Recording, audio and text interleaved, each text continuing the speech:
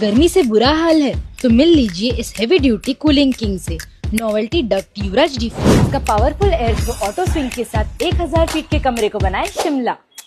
वो शिमला नहीं, हिमाचल वाला शिमला। इसकी पंप प्रोटेक्शन टेक्नोलॉजी मोटर को जलने से बचाए। इसमें है हाई स्पीड फैन और हनीकॉम कूलिंग पैड, 3 नहीं 4 साइड। इसका साइलेंट परफॉर्मेंस इंश्योर्स कि आपको मिले सुकून की नींद। इसमें है 100 लीटर की जाइंट टैंक, मतलब बार बार पानी भरने की झंझट खत्म। शॉक प्रूफ बॉडी और इजी मोबिलिटी के लिए मजबूत व्हील, डिजाइन भी स्टाइलिश और परफॉर्मेंस भी सॉलिड। और इसकी सबसे बड़ी बात, ये इन्वर्टर कंपैटिबल है। और आज ही घर लाइए novelty duct Yuvraj diffuse, presented